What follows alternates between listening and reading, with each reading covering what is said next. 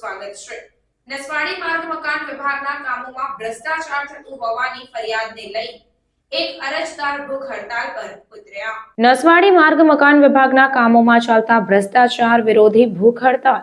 નસવાડીમાં થતા માર્ગ મકાન વિભાગના કામોમાં ખૂબ જ ભ્રષ્ટાચાર ચાલી રહ્યો છે। સોઢલિયાથી કક્કડવાણીમાં નિયમ મુજબ મટીરીયલ વાપરવામાં આવેલ નથી, જેની તપાસ માટે 10 મહિના પહેલા તમામ અધિકારીઓને અરજી આપવામાં આવી અને વારંવાર રૂબરૂ મુલાકાત કરવા છતાં કોઈ પણ જાતની તપાસ કે કાર્યવાહી કરવામાં આવી નથી, જેથી રાહુલ ગુપ્તા નામક વ્યક્તિ દ્વારા તારીખ 31 જાન્યુઆરી 2024ના રોજ અરજી આપવામાં આવી અને તારીખ 15 ફેબ્રુઆરી 2024 સુધીમાં માહિતી અને તપાસનો અહેવાલ આપવામાં નહીં આવે તો ભૂખ હડતાલ કરવાની ફરજ પડશે તેવી ચીમકી ઉચ્ચારવામાં આવી હતી। ત્યારે કોઈ કાર્યવાહી ન થતા તારીખ 16 ફેબ્રુઆરી 2024ના રોજ એટલે કે આજ રોજ માર્ગ મકાન પેટા વિભાગ પંચાયત નસવાડી કચેરીમાં રાહુલ ગુપ્તા નામક વ્યક્તિ ભૂખ હડતાળ પર ઉતરી ગયા છે।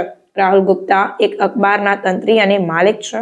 અધિકારીઓ જો પત્રકારોને જવાબ ન આપતા હોય તો ગરીબ આદિવાસી જનતાની તો શું હાલત થશે? હજુ સુધી કોઈ જવાબદાર અધિકારી કે ઓફિસર પણ હાજર નથી તેવી માહિતી સૂત્રો જણાવી રહ્યા છે। મારું નામ રાહુલ ગુપ્તા, હું ઇન્સ્ટન્ટ ડેરીનો તંત્રી છું અને આજરોજ નસવાડીના માર્ગ મકાન વિભાગના કચેરીમાં ભૂખ હડતાલ પર બેઠો છું। ભૂખ હડતાલ પર બેસવાનું કારણ એક જ છે કે નસવાડી તાલુકામાં વિકાસના કામોમાં ચાલતો ભ્રષ્ટાચાર, જે ભ્રષ્ટાચાર ઉજાગર કરવા માટે મેં 25/4/2023 એટલે કે 10 મહિનાથી આ કચેરીને જાણ કરું છું, છતાંય પણ એની કોઈ તપાસ કે કોઈ માહિતી મને આપવામાં નથી આવતી। એટલે છેલ્લા કંટાળીને આજે કચેરી પર ભૂખ હડતાલ પર ઉતર્યો છું। જ્યાં સુધી કાયદેસરની કાર્યવાહી ના થાય અને મને મારી માહિતી ના મળે ત્યાં સુધી ભૂખ હડતાલ ચાલુ રહેશે।